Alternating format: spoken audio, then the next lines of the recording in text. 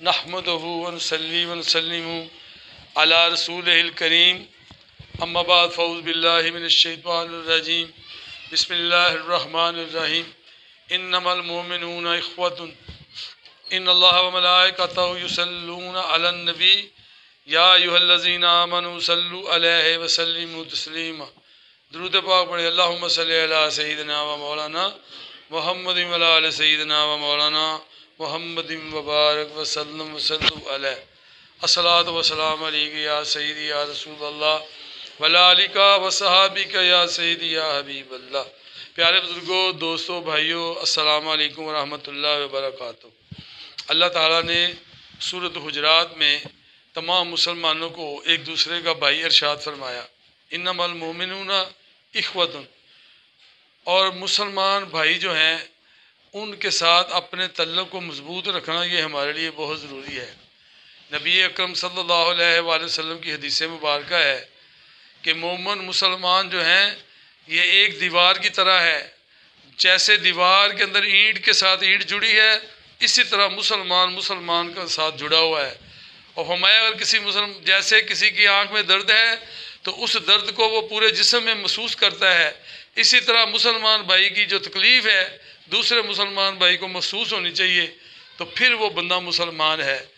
اس وجہ سے آج یہ باتوں کی بہت سخت ضرورت ہے کہ مسلمانوں کے ساتھ اپنے تعلق کو مضبوط کریں، اپنے بھائی چارے کو مضبوط کریں، کیونکہ اللہ تعالیٰ نے سورۃ حجرات میں ہی فرمایا کہ جب تم اپنے بھائیوں کے اندر صلح رکھو گے، ان کے ساتھ صحیح رہو گے، ان سے محبت کرو گے، تعلق صحیح رکھو گے، اللہ تعالیٰ فرماتا ہے لعلکم ترحمون، اللہ تعالیٰ فرماتا ہے پھر اللہ تعالیٰ تم پہ رحمت کرے گا۔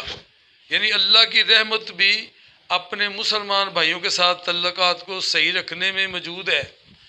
تو پیارے بزرگوں، دوستوں، بھائیوں، آج مسلمان پریشان حال ہیں، پاکستان میں بھی بالخصوص اور دنیا کے اندر اور بھی، سوڈان، ایتھوپیا، بڑی جگہ پہ مسلمان صرف اس وجہ سے تکلیف اٹھا رہا ہے کہ وہ مسلمان ہے، اسلام کا نام لے ہوا ہے، اس وجہ سے ان کو کفار جو ہے وہ تکلیفیں دینے میں مصروف ہے۔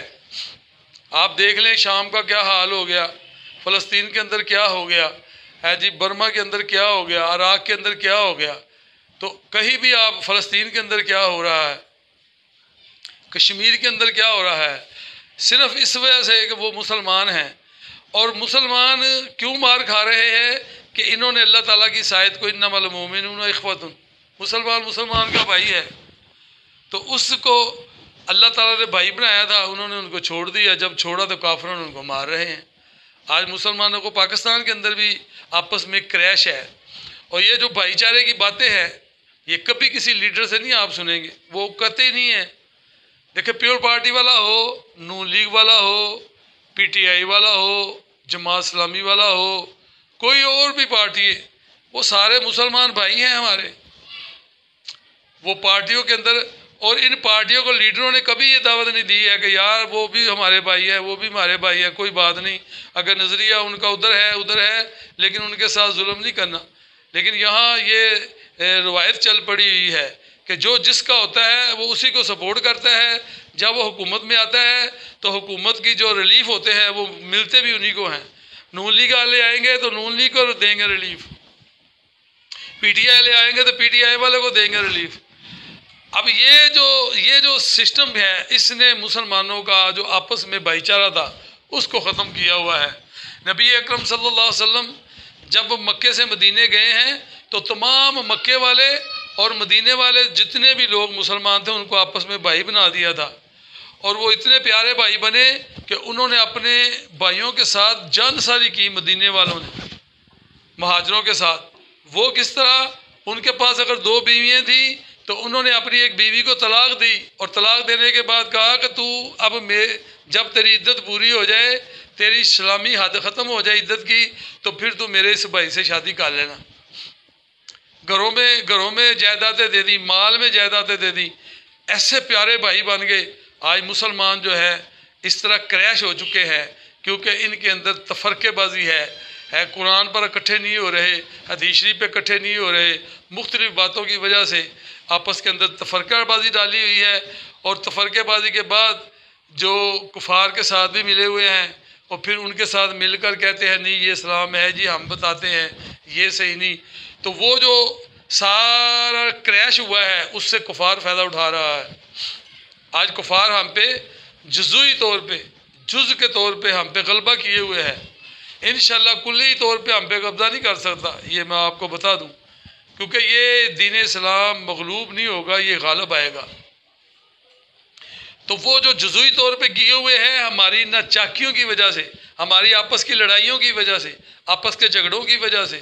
اب زکوٰۃ جو ہے، زکوٰۃ، یہ زکوٰۃ اللہ تعالیٰ نے غریب کا حق رکھا ہے اس امیر آدمی کی دولت کے اندر، کہ جس کے پاس اگر 40 ہو گئے ہیں، 40 میں 1 روپیہ دے دو، یعنی 1 لاکھ روپیہ ہے تو 2,500 روپیہ زکوٰۃ بنتی ہے۔ تو اس بندے کو اپنے 1 لاکھ پہ 2,500 دینا بھی اس کو بڑا تکلیف ہو رہی ہے، وہ سمجھ رہے ہیں ظلم ہے۔ لاکھ والے تو دے دیتے ہیں، 10 لاکھ والے بھی دے دیتے ہیں، لیکن اصل مسئلہ ان کو ہوتا ہے جب ان کی کروڑوں میں چلی جاتی ہے نا زکوٰۃ۔ اب جن کے پاس اربوں ہیں تو پھر ان کی زکوٰۃ بھی تو کروڑوں بنے گی۔ تو اللہ تعالیٰ نے تو ایک حصہ مانگا ہے، 40 روپے سے 1 حصہ مانگا ہے، تو 1 حصہ بھی دینا نہیں ہے اپنے، اور وہ اللہ تعالیٰ نے حق رکھا ہے۔ آج لوگوں کا حق مار کے کہتے ہیں نہیں ہم بڑے امیر ہیں، نہیں بھائی آپ امیر نہیں ہیں۔ قرآن پاک کے اندر آیت ہے کہ یہ جو لوگوں کی زکوٰۃ کھائیں گے اور پھر قیامت میں جب آئیں گے تو اللہ تعالیٰ ان کے جسموں کو داغے گا۔ داغے گا کیسے؟ مفسرین نے اس آیت کی شرح لکھی ہے۔ مفسرینوں نے بتایا کہ یہ جو داغا جائے گا اس دولت کو سکے بنا کر، سکے بنیں گے سکے، ان کو گرم کیا جائے گا، پھر اس کے جسم پہ لگایا جائے گا۔ تو جسم تو چھوٹا سا ہوتا ہے، نہیں، مفسرین فرماتے ہیں اللہ تعالیٰ جسم اتنا بڑا کرے گا جتنے جسم پر وہ سارے زکوٰۃ کے سکے آ جائیں، تو وہ یہ تکلیف دی جائے گی اس کو قیامت کے دن جو لوگوں کا مال کھا رہا ہے۔ پھر زکوٰۃ کے بعد اپنی مرضی سے صدقات ہیں، خیرات ہیں اپنے بہن بھائیوں دوستوں کے۔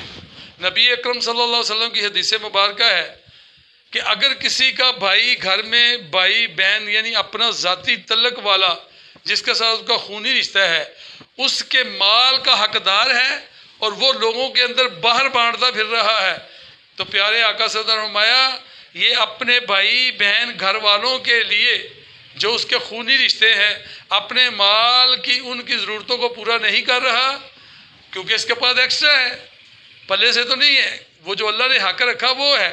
تو اللہ تعالیٰ کے محبوب نے فرمایا کہ وہ بھائی جو باہر دے رہا ہے، اپنی لوگ چودھری بنے ہوئے ہیں، ملک بنے ہوئے ہیں، چٹھے بنے، چیمے بنے ہے جی، میں نے 5 لڑکیاں شادی کروا دی، میں نے فلانے پلاٹ دیے، تو اپنے گھر والوں کا پتہ ہی نہیں ہے، تو یہ نامینیٹی کے لیے کرنا جائز نہیں ہے، یہ تو اس لیے کرنا ہے کہ اللہ تعالیٰ خوش ہو جائے اور یہ ان کا حق ہے۔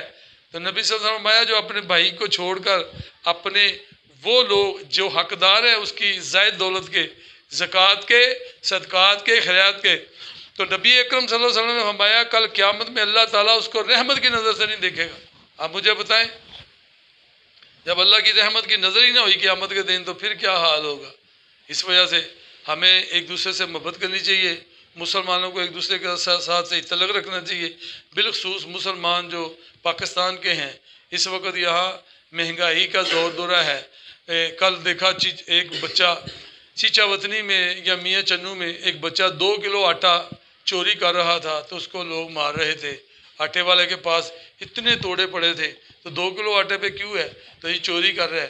چوری پہ کس کو پڑ رہی ہے؟ 2 کلو والے کو۔ اربوں والوں کو تو کچھ بھی نہیں ہوتا، اربوں مال لے کر لوگ بینکوں سے ادھر پاکستان سے بھاگ گئے، اور پھر وہ آ کر پھر حکمرانی کر رہے ہیں اور پھر آ کر وزیر بن جاتے ہیں، لیکن ان کو کوئی کچھ بھی نہیں کہتا۔ اور ٹھڈے کسے پڑ رہے ہیں؟ مار کسے پڑ رہی ہے؟ 2 کلو آٹے والے۔ اللہ تعالیٰ ہمیں ان باتوں کو سمجھنے کی توفیق عطا فرمائے۔ اس وقت غریب مسلمان اس وقت پس رہے ہیں، اور جو آج ان کا ساتھ دے گا تو کل قیامت میں اللہ تعالیٰ سے لے لے گا، کیونکہ اللہ تعالیٰ کے محبوب نبی اکرم صلی اللہ علیہ وسلم ارشاد فرماتے ہیں کہ جو لوگوں کا غربت کی حالت میں خیال رکھیں گے، ان کی تکلیفوں کا خیال رکھیں گے، تو کل قیامت میں اللہ تعالیٰ ان کا خیال رکھے گا۔ اللہ تعالیٰ مجھے اور آپ کو انما المؤمنون اخوۃ، مسلمان کا بھائی ہے۔ عیسائی ہمارے بھائی نہیں ہیں، یہودی ہمارے بھائی نہیں ہیں، ہندو ہمارے بھائی نہیں ہیں، ان کے لیے لفظ لگانا جائز بھی نہیں ہے۔ بھائی صرف انما المؤمنون اخوۃ، مسلمان کا بھائی ہے۔ یہ قرآن پاک کی آیت ہے، نص قطعی ہے، اس پہ کیا ہو سکتا ہے؟ کچھ بھی نہیں ہو سکتا۔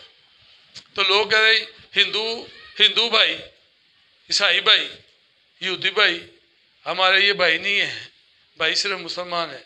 تو بھائیوں کا خیال رکھنے کی توفیق عطا فرمائے۔ وما علینا الا البلاغ المبین۔